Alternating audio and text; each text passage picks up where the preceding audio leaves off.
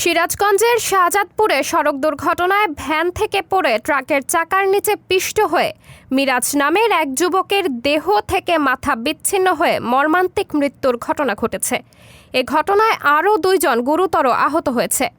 বৃহস্পতিবার ২৬ সেপ্টেম্বর সকাল 10:30টায় বগুড়া নগরবাড়ি মহাসড়কের পারকোলা বাজারের মাছপট্টির সামনে মর্মান্তিক এই দুর্ঘটনা ঘটে। নিহত মিরাজ পৌর শহরের পারকোলা পশ্চিমপাড়া মহল্লার বরকত মণ্ডলের ছেলে। সে পেশায় ভ্যান চালক ও মুরগির খামারে কাজ করে। আহতরা হলেন পারকোলা গ্রামের ইশরাত মণ্ডলের ছেলে সাগর ও একই গ্রামের মৃত রতন ইসলাম কাউরের ছেলে আশরাফুল। আমি আমার ঘরে নামিয়ে পারবেন এখন টাকা দিচ্ছে 100 টাকা নোট ভিতরটা আমি এসে ভাঙা কিভাবে আমু দিচ্ছি আর খরচের আউল হইলো কারণ টাকা দিয়ে রিক্সায় বলে পড়ে গেছে আর ওরা দুজন ওই মুড়ে পড়ে গেছে আর পিচ্ছা গায়ে আবার ওই সারার মাথা পড়ে যায় একবার গিলুগুলো বাড়া গেছে।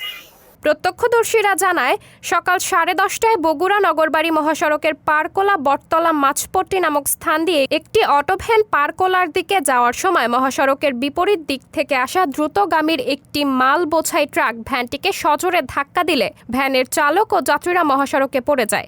এ সময় ভ্যান চালক মিরাজের মাথা ট্রাকের চাকার নিচে পিষ্ট হয়ে দেহ থেকে বিচ্ছিন্ন হয়ে ঘটনাস্থলেই মারা যান। এ সময় ট্রাকটি দ্রুত পালিয়ে যায়। স্থানীয়রা আহতদের উদ্ধার করে পিপি ট্রাস্ট হাসপাতালে নিলে সেখানে অবস্থার অবনতি হলে উন্নত চিকিৎসার জন্য সিরাজগঞ্জে হস্তান্তর করা হয়। দুর্ঘটনার খবর পেয়ে শাহজাদপুর থানা পুলিশের একটি দল ঘটনাস্থল পরিদর্শন করে। থানা সূত্রে জানা যায়, নিহতের পরিবারের কোনো অভিযোগ না থাকায় এবং তাদের আবেদনের প্রেক্ষিতে লাশ পরিবারের কাছে হস্তান্তর করা হয়েছে। সাবরিনা জলিল, সবার কথা।